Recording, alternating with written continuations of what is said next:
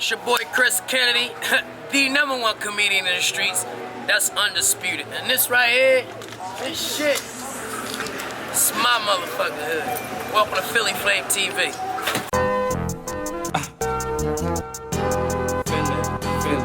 Philly F.A.M.E. Philly F.A.M.E. Follow me, y'all. Showtime! So yeah. Alright, so we live from, 12th and Huntington area, Beirut and all that. Know what I mean? So for the people that's not familiar, Philly, North Philly broken down in different sections and all that. Yes. So if you're not from North, you might not be familiar with Beirut and all that. So get the people, before we get into, the story and all that, just give them a brief explanation on what you consider Beirut. So I would think if I'm 1200, I'm a little older, so I'm gonna say 1200, and I'm gonna say Beirut. But that's just really a mentality, man. It's just it's a mentality, man. It's like no different from no other neighborhood who call themselves something different. You know what I mean? But me personally, I tend to get to the space where I'm representing all hoods. I can't marginalize myself right now. I represent all hoods worldwide, and that type of embrace has been given to me worldwide. You feel what I'm saying? From here all the way to Crenshaw. So basically, this is where I've been roomed at, Beirut, also the projects. I wanted to take a show around there. Might take y'all to the upstop to floors of the projects, but coming to street projects all the way down to 4th and York. You know what I mean? So, the earth is my turf. You know what I'm saying? Right. So let's take people back a little bit on what it was like when you was coming up as a young boy in these different areas you grew up in and all that. Just like any other kid coming up in poverty, man. It was fun at one time, Guys flipped, guys played basketball. I did basketball, but coming up, I come from like that 80s era hustler. That's like the era that groomed me, so it made me a hustler in the 90s. You feel what I'm saying? So me coming up, I think it was more love, and actually it was dangerous too.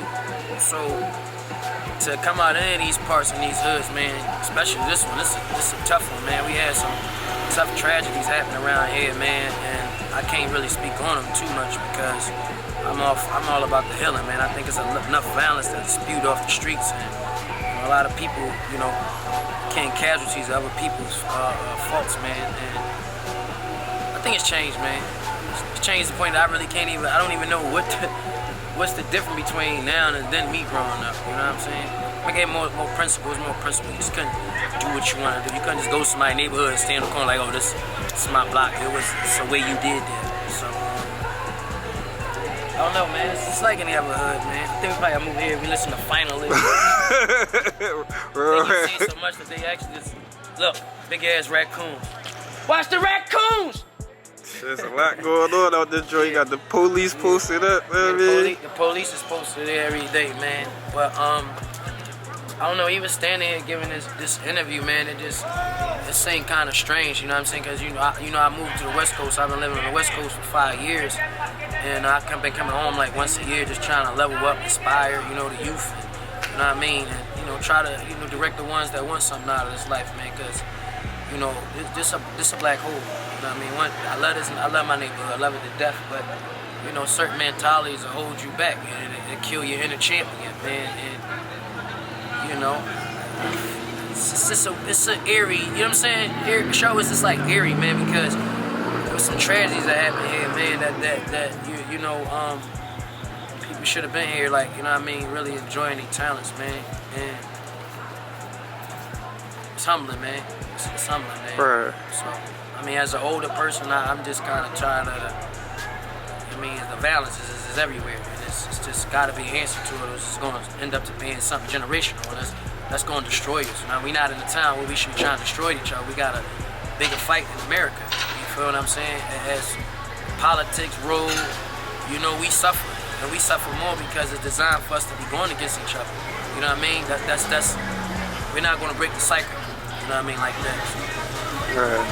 All right, let's dig a little bit more into your upbringing a little bit. Like, being as though you're a comedian, what kind of student was you? Was you the class clown boy in school? I was a good student, but I was a sneaky class clown. Like, I get you in trouble, but I had all my work done. All my work could be done, but you'll get in trouble. Like, I remember one time, all the good basketball, I probably was like the 6th, 7th man on my team. I'm gonna say 6th man on my team when I was going to school. And I'm the type of dude that a lot of my basketball friends that was top knowledge guys, I got them in trouble for them following some class clown stuff that I did in the school, and they all got kicked off the team. And I got to stay on the team and start that day. But yeah, they gave us, we lost by 125 points to Shoemaker. Yeah, so yeah, I was a class clown, man. Put tacks in your chairs, ring the bell, fire extinguishers. Yeah, I was a class clown, but I wasn't like a clown, like you know, some clowns is lame. That's just what it is. You got thorough good class clowns, and you got lame class clowns. So I was like a good class clown. You know what I mean? And in my upbringing, like, I really came from the streets. Like, there's no like around it. And I know a lot of people try to put that stamp on themselves, but my comedy is really derived from the ghetto. It derived from the crack houses. And poverty is like when you going through so much of this, you gotta find a way to have some humor, because you know we see so much tragedies and you know, tough times growing up that without no humor, you might got what's that, PSD? Is that the right PTSD? PTSD. Yeah, you know what I mean? You can suffer some mental illness that come with this thing. It's got to be a soldier going off at war. So, you know, my upbringing, I found a way to make humor. And keep in mind, like, I didn't grow up like, oh, I want to be a comedian. You know what I'm saying? I did indulge in music, but I didn't do the music. I was like always behind the scene. I can make you better type thing. You know what I mean? Let me take your career and I can take it to another level. That was like my thing. I could build a star. I just felt always that way from coming up the step. But you know, my childhood was like, I tell you what, there's nobody ever been funny than me in the streets. Ever. I ain't never come across a person ever in my life that was like funny in the streets, like than me. And that even comes like so I did get a setback when as a teen. I went to prison for mistaken identity. A lot of times, you know, people that follow me, they didn't know that. You know what I'm saying? People that follow me, that watch me like from my climbing comedy, didn't know that my background was from the streets. All my comedy come from the streets. I never went to no performing arts school. You know what? I did go to like a drama school when I was younger, and I like always got the lead role, but it was like local. It wasn't like, oh, you're admitted to the drama school. So that's me in a nutshell, man. I knew I had something because I made all the hustlers laugh. I made all anybody, any walks of life. I made them laugh. Even if you was hardened killers, I made them laugh. You know what I'm saying? I was always comfortable around the element because I just know I can make them laugh. You know what I'm saying? Right. All right. So let's touch on the area we in a little bit more, cause you know Oschino rep this hood too. Know what I mean? So are you familiar with him, like from back in the day or whatever? Like Oschino is my childhood friend. You know what I mean? He's my childhood friend. He's my childhood friend. So speak a little bit on that, like knowing him before, I mean, he became who he was and all that. Before Oschino actually became Oschino and I was trained, Chris Kennedy, whatever you call me, me and O did everything. We stole cars. We was like, so me and O hung with a delinquent crew, probably like 30 guys, you know what I mean, from all parts of the sections, the cities, and even dudes that be in a juvenile facility and they hear about us down here on 11th Street and they'll come and they'll hang. But we stole cars, we broken cars, we broken stores. We legendary for breaking in stores. We broke in stores in a way that you can never even imagine. Like, I can't even tell a secret. We caused riots when we used to break in stores, you know what I mean? And you know, we broke in parking meters, like, you know, because we ain't had nothing. Everybody moms was on crack. Everybody dads wasn't around. You know what I mean? Your house was similar to mine. You couldn't hide. You had to go in your house and turn your light on and stump your feet to get the roaches out the way before another person came out. Like, it was the same struggle. So, you know, with that struggle, we had no mentors. We didn't have no mentors. We didn't have nobody teaching us the way. We didn't have nobody coming and saying, you know what I mean, this is the way you go. I'm sure it probably, I mean, for me personally, it was people who tried to do what they do, but, you know, for the most part, we raised ourselves out here. But Oschino definitely rep this part. He from 11th Street. I'm off of 11th Street, you know what I mean? But, you know, I rep everything I grew up around, which is 12th and Huntington, Badlands, 11th and Cumberland, Huntington Street, just, you know what I'm saying? That's what it became. Right. And you had touched on that you had got locked up and went to prison for mistaken identity. Now that's something that's rare. I mean, as far as like people saying, usually people like, I went to jail for trapping or some shit like that. So Can you explain that situation a little bit, like how you end up getting jammed up for mistaken identity? Actually, the crazy part about it, we standing, so I was coming out, I walked in that store right there, if y'all can see. I was going in that store right there.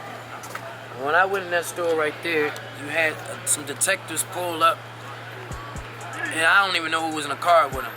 And I just seen this, and they came in the store, and they pulled me out. You know what I mean? They was like, you know what I mean? You ain't robbed nobody, such. I mean, I'm like, look, man, I don't know about no robbery, you know what I'm saying? And I gave him my name, because I already knew. I already had a bench warrant, so I already knew it wasn't no big bench warrant. It was about a drug case, you know what I mean? What, a pound of weed or some crack or something like that. That's all. I was always a smooth with what I do, you know what I'm saying? That wasn't my MO. So, you know, they locked me up, saying that, you know, this girl mistaken me for a robbery, saying that, you know, me and a guy, actually what happened is, a guy named F.A.M.E. I was familiar with F.A.M.E. We cool, shake hands in the process, but we wasn't nobody that hang together every day. It was like a mutual respect from street dudes. But, you know, he had allegedly supposed to have robbed her, and that's what the word is. When I get to the jail, he supposed to have robbed her, but he got killed a couple of days after the robbery. So, you know, I think he got killed October the 10th. And he locked me up October the 31st, all because me and him had the same description, jacket, boots. It was just weird, man. And then it turned into the girl trying to extort me. She give us $7,500 in a car. And so I was like, you know what? Me thinking like justice is gonna prevail. I'm like, man, fuck it, you know. I'm gonna go through the process. Cause you know, I'm thinking if you ain't do it, you gonna skate. Now you gotta think, and when you say this in this particular time, like, I had one of the hottest groups in the streets in the history of Philadelphia. I started something called DOD. You feel what I'm saying? Like, I started that from scratch, you know what I mean? I wasn't a dude out here scratching and scrambling. I was really at it, show. You know what I mean? And people could come, they can back those stories up. There's people in the feds who try to write books and put my names in books based on how they knew me as. You know what I'm saying? They always say, yeah, he was like a Pac or he was a Diddy. You know what I'm saying? Like, cause I always had my own money. You know what I mean? It wasn't no secret. I was on them. Now, I'm not gonna like, cause you know people get so fixated. I'm like, yeah, I had this and that. They don't really have nobody back their story, back their proof up. You know what I'm saying? But when it came to the dope game, I was knee deep in the dope game, knee deep. So I had no reason for what they grabbed me for. So, you know, I didn't know how they could find me guilty for something I ain't do. And you know, I took it on the chin. I did the time. I did 6 years, 7 months, 13 days. Came home, I had to walk off 13 years. What people didn't understand is I was getting in these videos, or these movies, and I was on state parole. I was leaving on state parole, like, come lock me up. I ain't really give a fuck. You gonna lock me up, come lock me up. You know what I'm saying? Because I ain't scared of y'all. Y'all already did what y'all did to me. It's like, what more can y'all do to me? You feel what I'm saying? And I feel like really, the only way they realistically could have destroyed me, if I came out here and was on a whole nother angle. You feel what I'm saying? If I came out here on a whole nother angle, then followed my plan, then they would have won. So, you know, that's the story of it for everybody. You know, because when I first came out, I ain't want motherfuckers to talk about that. I ain't like, oh, he nigga, old mistaken identity shit. It's like, if you'd have done that, then it'd been like, it'd been some niggas cry. Like, you got motherfuckers who do music, they try to use something for a battle cry, and it ain't really who they are. You know what I'm saying? I never came to the forefront like, yo, yeah, they locked me up for this. I don't want you to feel sad. I just want to give you all the smoke, let y'all know I ain't to be fucked with on no level when it comes to this type of shit. You feel what I'm saying? When it comes to the art of laughing, you know what I mean? I come from this, so it's like, damn, it's hard for them to dissect because I ain't the dude with the, yeah, you went to school. It's different. You feel what I'm saying? So like, how is you doing shit that I pray to do? You know what I mean? Brethren.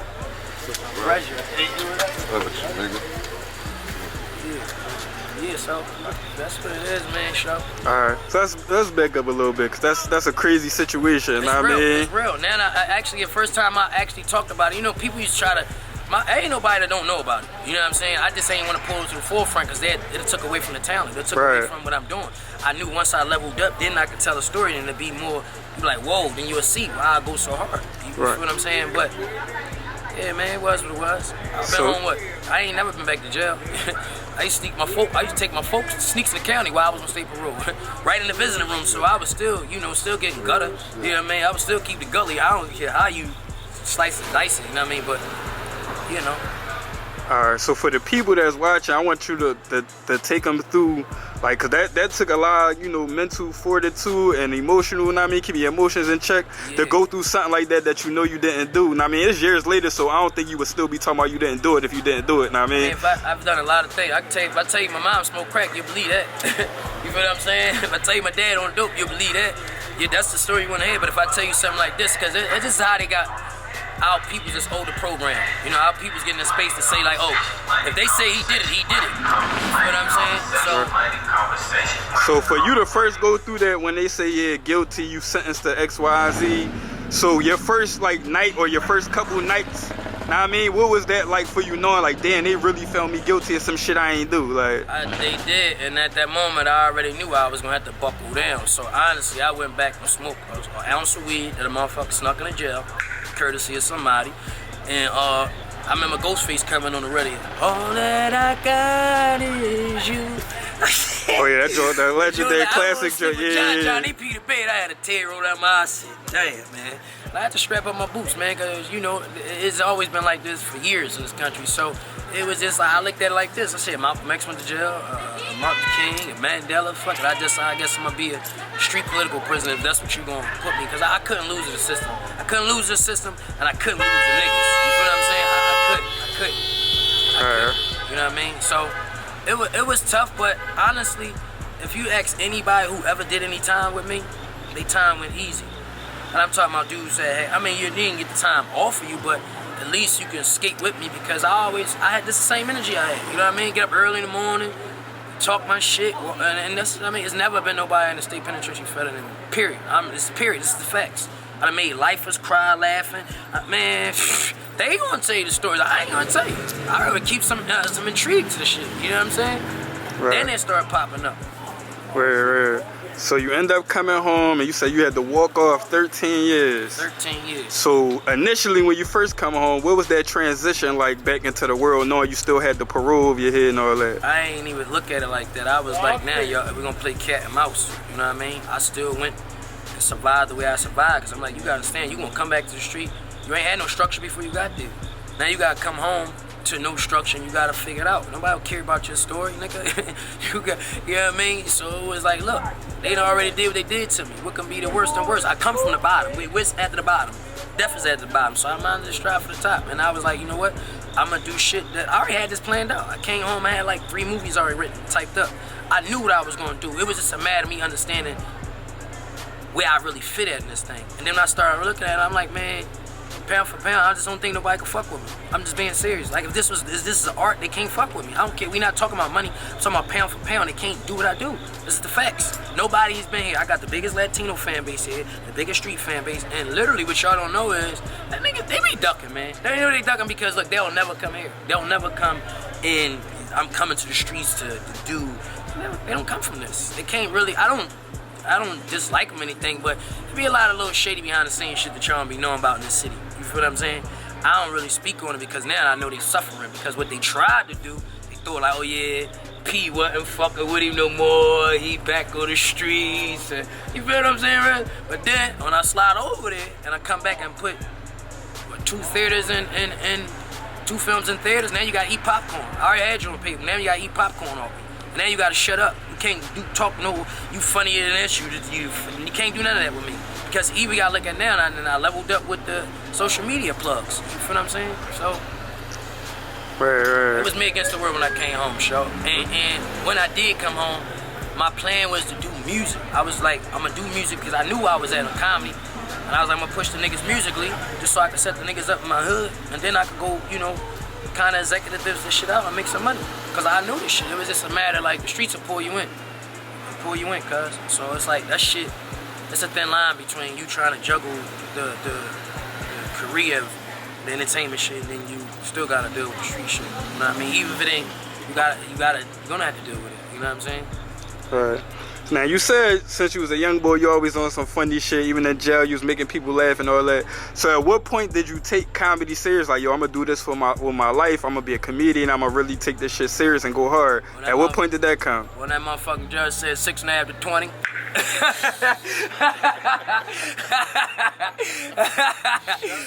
That motherfucker said 60 after 20 years, my motherfucking knees ain't give out.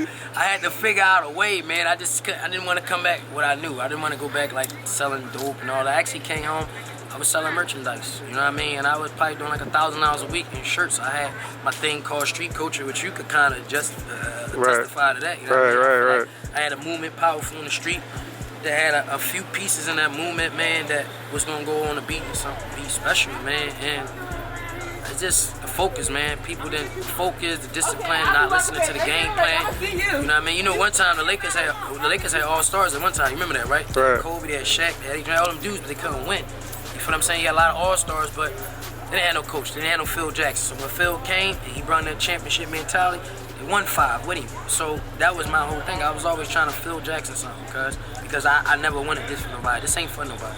This ain't for us. They lied to us, you know what I'm saying? That's why we don't got no community centers. I came home, I watched the young dudes be in a community center playing ball, and once they cut the community center off, because I used to play ball with them in the shape. Now they got tats on their faces and they're trying to find themselves, because now you push them off to the corner. Salvation Army, well, the community center was always like a heartbeat of the community. Take that away from them, they gotta go out here and search for identity, so. No, that's real, because it ain't even a lot of power centers around like it was back in the day. Like, I mean, so that's definitely real. It's gonna change. We're gonna change that though. I think right now we on the right side of history. I really believe that. Like, I'm militant. I'm not even going. I tell you what I am. I'm militant. I'm strategic. I'm intelligent. I'm educated. You know what I'm saying? And I'm not. It's not about where you from. It's not about where you at. It's about what can you elevate the culture. You know what I'm saying? And that's my whole thing. I elevate the culture. So it's hard. I don't go. When I'm hanging around your hood, I'm from where you at. You feel what I'm saying? Or if I'm hanging around that way, because I rep everybody. I rep everybody. My brand is for everybody. It's not a regional brand. It's a expanded brand. I think I've shown that through the body of work. I don't think too many comedians came my route. Far and few. Word. So let's get a little bit into your route, know what I mean? So you started off, know what I mean, in the city making your name, know what I mean? You definitely had a nice little buzz on the streets as far as like the underground independent comedians. You was working with different rappers and shit like that. So speak a little bit on that, know what I mean, come up for people that knew you and all that. What happened is, I never forget this, I sold my car. And I just do poetry just to get away from the streets. Smoke my little marijuana, do poetry, because that was my escapement. But I sold my car. And I remember telling him to own that one club, you might as well rent me this club. Because I always knew if you give me an event, I'm going to make it go crazy, you know what I mean? So what I did was, I took my street money and I booked venues. I did my own promo. I attacked it like a street hustle, you feel what I'm saying? I didn't want to be just doing comedy. I wanted to be in the business of it, you know what I'm saying? And what I did is I booked the venues, and when I came on the scene, like, nobody wasn't doing that. I was doing 500, 600 people, 700 people myself. No radio, no 50 promoters, no extra backing, myself. And that's consistent every time, like 500, 600, 700 people all the time. And it got to the point where it's like, yo, this motherfucker can talk to the streets different. And then what came along with that is, when Jeezy first came out, they got me to come host Jeezy. Because it's a different when you hosting. I didn't even know if you could make money off of hosting. I didn't know that shit was part of the job. Like, I just don't let you to do comedy. But like, yeah, crowd control is different. So that shit led me to, I did Jeezy when he first came here. I did Ross, Jim Jones, Meek, Wale. And the list just went on and on. Shorty Low. And then I became a credible host. I know how to do some hosting things, you know what I'm saying? Sitting in with the comedy, Michael Blackson, I brought him to the hood. Right at like on a Friday F.A.M.E. I'm like, yo, I'm gonna just risk it, bring Michael Blackson to North Philly. They said, I couldn't even do this. They said, nigga, you can't pull it off, because it was new to them. They never seen nothing like that. Like, usually go to Laugh House or go to the Liquor Center. No, I wanted to be independent. I still had to come with that same hustle. So I got the Mike Blackson, and it was a successful show. Mike told me, he said, look, man, I'm going to tell Master P about you. And he kept his word. I got a call one day, and Mike was like, look, man, how fast can you get to LA? I said, shit, as soon as you get off this phone. You know what I mean? And I went to LA, and the rest is history. The truth is, I wasn't even supposed to star in Repo. I was supposed to have been like high and walk by. But what ended up happening is I told myself, I said, listen, the night before, I'm going to go out there, and I'm going to just watch them. For like when the first set time started for the first scene, I told myself, make myself in character. I do myself in character. This is how Train came about. Because I used to train on stage. So when I do my character, I looked at what was going on and I said, man, I ain't coming this far just to be saying hi in no movie. I can't come 3,000 miles. I was telling myself that. So I just walked straight in the stream, right in the screen, right in the scene of Mike Blackson. And you know, I had started the noise and they all went wild. And P was like, yo, man, now come on, keep the camera rolling, don't stop. And he a natural. And the rest was history because at the time, Cat Williams was the top comedian in the world. I think that year he made 20 million. You know what I'm saying? And it was like, damn, if I could star in this movie next to Cat, it's gonna get me good. So I felt like I won a belt. I felt like I won a belt because I done that independently. I did that off of all my hustle and grind. I didn't have the quote unquote the agencies, the management. I didn't have none of that. You feel what I'm saying? So yeah, that's how I got on. And so you say, my bad to cut you off, cause that was quick. Cause I watched the movie and I definitely was like, damn, Chris and the joint us was up. So you saying that wasn't even planned for you to even have that whole role like that? You kind of just deboed your way, kind of. I took a leap of faith, man. I took a leap of faith, and it worked. I got to be starring when it come on, and to say starring is big. That's a lot to have your name. And it's just a cop comedian in the world. So it's like, damn, if I jump in this film and do what I do, then it's like, man, you don't know how I felt going back. I wanted to get home so bad because one, I was on Staple Road. I was supposed to be over there, and I know that's 18 months back if they catch you. They was like, yeah, and then they did find out, yeah, you over LA doing films. I was like, yeah, I was on Lancaster Avenue. We rapped earlier. Yeah, I was spinning them all the time, cuz. So, and then what I did was when I was back home, Peanut Live. So I gotta expand on that. What happened was my boy who do Peanut Live, he reached out to me because I know him. You know what I'm saying? He was like, he needed a credible name for the show. So at the time, I didn't really care about doing skits and all that because I had put a DVD out years ago called, before like the skit movement was going on. I've been had a major DVD out that I always killed them independently. With the same thing, make you laugh, make you cry. So I had like independent DVDs, but when I did the Peanut thing, I was like, yo, wasn't no Instagram, it wasn't no. It was like MySpace, almost to Facebook trying to develop, and it was YouTube. So I'm like, damn, you know, we did 50,000 views in 6 hours. And everything is numbers. No matter which way, you can't bullshit a person. You can't bullshit numbers. That's science, you know what I'm saying? So I'm like, damn, we do 56,000 in 6 hours. And I looked up, we doing $1 million. To me, okay, now I'm going to use this outlet. I ain't worrying about monetizing whatever he got going on. I just wanted to keep what I can do and keep my picture paint on that because I knew every time I was reaching the world. That's why when you see me on there, it came at you. My characters came because I wasn't playing. I was looking at it like when you shooting me now, and it's like, no, I'm in this. Like, we here for this moment. You know what I'm saying? And that Peanut thing, what it did was it helped my plan out. So when I finally got off parole, and you don't get me wrong, in between I was doing a little pop shot work. I do a movie with Freeway, or I jump and do the video with Meek and Wale, and Young Chris would call me, you know what I mean, and me and Crack, you know what I'm saying? So I was getting all that, you feel what I'm saying? But Peanut in the movies with Cat Williams, that shit got me worldwide. So when I went over there, 2 things had to happen. So I was like, yo, one, I need to make all my films go in theaters. You have to be able to get popcorn when you come see me. If I do that, then I know I'm stamped, I'm good, you feel what I mean, for duration, you know what I mean, recognition, you know what I mean? And then I was like, I need to be socially, immediately plugged in. Like, I gotta be instantly plugged in. So God bless me, man. So what wound up happening is I wound up doing, I wound up getting my films. I got Look Up To, as you know, and then I did the Never Heard film with David Banner and Carucci. They both went to theaters. And I was able to come back, go to New Orleans, see my face on a bus, never seen nothing like that, see my face on billboards, SFS weekend. And I came here. I had my team reached out to the the theaters here to make sure they play here at home. I came here, I premiered it, sold out 3 days in a row on the strength of my name and me just like, yo. And then Fat Boy just, me and Fast just took off, man. That's the space I'm in now. Right, so that's crazy that you touched on that, because I definitely was gonna ask you about the whole Peanut and the Fat Boy joint, because that was like unique situations at 2 different times. Like when you did the joint with Peanut, at the time Peanut was super lit. Know what I mean? He had the city on fire. So at the time you got on there, that was a good look. Know what I mean? Because a lot of people was watching it, like you said. And then fast forward now, recent time with the Fat Boy, he got shit lit. Know what I mean? You've been doing shit with him lately. I'm gonna be honestly, man, Fats is, it's my nephew. Because we know, you know what I'm saying?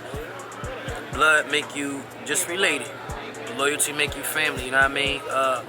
With Fats, man, it's I can't even tell you, man, because when me and Fats, once we linked, it was like a new. Listen, anybody want to know me and Fats is a new Sanford & Son. That's the whole thing. When we tell Netflix, they ask me who we were, I say, look, we the new Sanford & Son. So Fats got me doors is open that, man, I only can thank him, man, forever. Like, me and Fats, once we did the,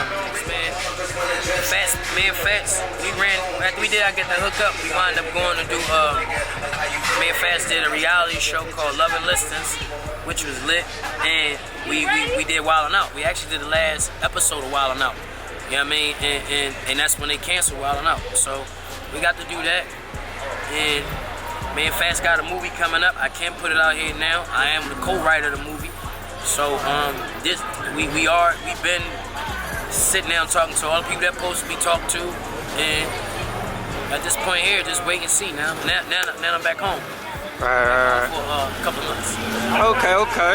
All right, so let's speak a little bit on the the move to LA, know what I mean? The move out to the West Coast and all that. Speak a little bit on that transition coming from here and then going out there for a long period of time. Beautiful thing, man. One of the best things I've ever done in the world. When you say LA, like I really be around LA, the streets. I done been in Imperial Projects by myself. They'll tell you this. The way they embrace me in LA, from Long Beach to Riverside to Rancho Cucamonga, because it is a Rancho Cucamonga, and a lot of nationalities. My Mexican fan base, like, the love is just different, man. The way they embrace me, love. I really, honestly, certain places in LA, I can't even walk around. It be that much love that in certain places in LA, I can't even walk around. So, it was a beautiful move, man. It was a beautiful move. And then, I stayed, and I ain't going nowhere. LA is my home now. I'm always gonna be this. It's gonna be my heart and soul. But LA is my home. It's where I can excel and then start bringing in newer acts, younger acts. You know what I'm saying? Because I just know how to do it, man. I mean, this going right here is gonna kind of be like the new Rock Nation, MS4L, which is moves and money for life. You know what I mean? I've been home since July 3rd. So basically, I done probably did over 700 pieces of merchandise. I wasn't even trying it because I want this to be a mentality. It's merchandise. It's not a clothing line. You know what I'm saying? It's like when you put a Yankee hat on, when the Yankees is winning championships, or the Dallas winning championships, you want to feel like that champion. So when you think about how I'm moving, I'm getting to some money, I'm making moves to the money. You know what I mean? That's gonna be for life. That's the mentality. So I'm pushing that, and I got me and Fat Boy film, and I do have the Train film that I'm going to shoot in Philly. It's going to get done. When I first did that, I don't know if you know, show. When I did that 6 years ago, I wasn't as big as I was now, but 500-something people came out to that casting call. I know what I'm doing when I'm writing. I know when I'm delivering film-wise. So, I'm geeked up, man. And I can tell you from musically, Eli Beehive is a star. It's my nephew. He's a star. Eli Beehive. Let's say it again. Eli Beehive, Young No Bullshit, MBK, my boy Mike Raw, and Uptown Pimp Stats 101. Yeah. Musically, and actually, I didn't want to get into it. I've been directing my videos too, so I've been directing the musical videos. You know what I mean? Getting theatrical. So you can holler at me now, show. You gotta do some acting. early, for sure that. All right, man. So you touched on, some of the projects you've been involved in. I mean, from the more recent one that everybody would know about would be I Got the Hook Up too, because there was some big promo behind it. Know what I mean? So moving forward from that, you actually got a comedy show that you got tomorrow. Yeah. So this is my live recording. It's called Redemption of a King, because I feel like now, spiritually, mentally, physically, emotionally, I feel like I'm coming together. You know what I'm saying? I feel like when I look at the poster, I'm like, this is redemption, because I feel like there's nobody in my area ever came out of my area and done this but Oschino. Oschino did get him some national fame. You know what I'm saying? But not to me, none of that mean nothing if you don't get back. You feel what I'm saying? So when I did this comedy show, I wanted to bring it back to the hood. You feel what I'm saying? I wanted to bring it to the center of the hood. And that's what I did. I did the show. It actually is tomorrow. September 12th, which is part of my documentary, Redemption of the King, which is, gives the people an insight, more insight of who I am as a person, you know what I'm saying? So they can see what's behind this guy that they feel is so hilarious, you know what I mean? And it's sold out. I sold out a playground. I mean, for the limit that they give me, we sold out a playground. Tomorrow it goes down. It's gonna be a beautiful thing. Hopefully, show gonna be there. You know what I mean? He said he gonna be there. No, for sure, for sure. We gonna get a little bit of that, I mean, some footage of that so y'all can see that. And you said you making a documentary with the footage you getting from the comedy show and all that? I already started making documentaries. I got my boy right here. Come here, Tom. Can't have that 211. You gotta hide that right here. Yeah.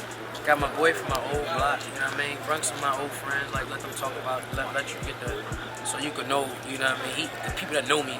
So they're gonna be on the documentary and they're gonna give you some stories, you know what I mean? Cause it's deep in comedy, you know what I mean? Now Ross says deep in rap, this deep in comedy, man. We talking about, it's a lot of pain going in this comedy, man. A lot of pain going in this comedy, man. It's like, we're just here for each other, you know what I mean? And for him to come back and have us here and put us, what you doing on film, like, it sent chills through my body because, you know what I mean, nobody ain't that real. Anybody, like, you know what I mean, like, he back in the hood, he come through, he look out for Let me say this, though. What I did say is that when I went to LA, I showed respect, a lot of respect to a lot of people. And I felt weird vibes from people, you know what I mean? And when I seen that, when I paid homage to my people and they started giving me weird, I was like, fuck them. Once I said fuck them, it was like, all right, I'm gonna show y'all that this is what it's about. You know what I mean? It just be weird to me, like y'all be fucking with all these people from all these other cities, but y'all niggas be in the club with me, act like y'all don't see me, which I don't care. I ain't one of those, I'm one of them. You feel what I'm saying? But yeah, they don't. Well, I can say this, you can. Nah, I ain't gonna say that. But yeah, what's meant for me is meant for me. You know what I'm saying? But I can't calmly sit back and keep watching people tag and put other people in from other places and they never want to reach out. Like you can't ignore me now. I'm doing too many views. You can't ignore me. And what's gonna happen is the people gonna start saying like something ain't right. You know what I mean? Mike Blackson did the right thing. He did the right thing by plugging me and staying true to it. But I just thought that's what it was about. Like a lot of these younger comedians, when they coming in and coming up, I put so many comedians on the show. You know how many comedians I put on? I wouldn't even start beginning to name in terms of getting them to some shows, getting them to some money. Like, I don't need to go do shows with nobody. I can do it by myself. I can do 3 hours by myself. You feel what I'm saying? So, that's what it is in a nutshell. Right. I want to jump back to I got the hookup too, because I got a question to ask you about that before we move on to something else. Because the first joint definitely was a hood classic. So he went back and revamped it, came with some new blood, got some new people in there, you, DC Young Fly, you said Fat Boy and all that. And got definitely some good feedback and some people, had something to say about it. So what was your thoughts on that experience and how people received it from your perspective? Well, I'm thankful for P, because if it wasn't for P, the world wouldn't even know about me. So whatever he do, and I support that, you know what I mean? Me as an actor, I'm not responsible for how somebody wrote it, you know what I'm saying? I only try to own my depictions when you see me, because when I go in these comedy situations, and I got serious movies too, they just let me go because they know it's just a natural element. It's only rare people who got that natural element. I would say like a Jamie Foxx, like that's me, like the Al Styles, like, you know what I mean? So I can't be hella big. Only thing, if somebody in a scene with me, I only can make that scene better. You always gonna have some critics and some give and take, and even like, but for the most part, I'm thankful, man. He gave a lot of people a lot of opportunity in that film that never got a chance to have opportunities like that. You know what I'm saying? That was the first movie DC Young Fly starred in. Like, so, and that was a movie. It came number 8 in theaters, and the 2 films that we did, beat out, their budgets was 3-4 times higher than ours. You know what I mean? But, I feel like now, everybody that I work with, from Peanut Lives to everybody's, it was really just to set up, to make my narratives, to tell my stories, to paint my pictures. And I feel like when it comes to the pen show, I'm gonna be 100 with you, man. I think I'm dangerous when it comes to the pen. I'm talking about what I do, whether it be drama, comedy, or whatever. You know what I'm saying? So that's what it was all set out to be. That's what I'm on right now. Right. All right. One final question before we get out of here. We in the mix of the pandemic still, you know, we've been in this shit for like 6 months now. So how, if at all, has that affected, you know, the comedy game for you or the acting game, or like how has that affected what you was doing at the time? Well, I did make some money doing it before it came, and I'm still making money doing it because if you hustle, you know how to adjust to it. But I'm losing a lot of money because I'm not able to hit some cities. I had shows in certain places I can't go because of that situation, because of the pandemic. So it's like, all right, boom. The beauty of having social media, if a lot of people didn't have social media, then the world could just spring on us anywhere, anything. Well, he's the new guy, or that's the new guy. And we you know what I mean? We'll go for it probably. But now if you got your own social media, that's the beauty. You can paint your own narratives. You become your own media. You feel what I'm saying? So I feel like it's making I feel like this gonna bring some strong other people out. It's gonna make some people come together because we in a different space.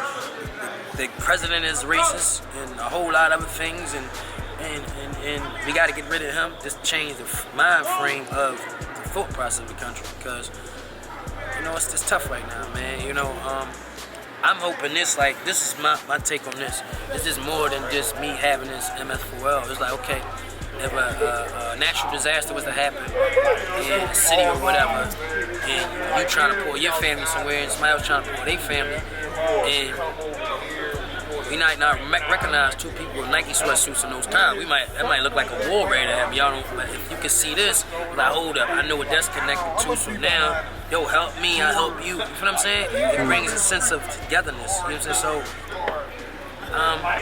I think this winter, what I can say, this winter, man, I would say November. Let's get out the vote in November. Let's arrest the motherfuckers for Breonna Taylor. They need to be locked up right the fuck now, so let's not forget that.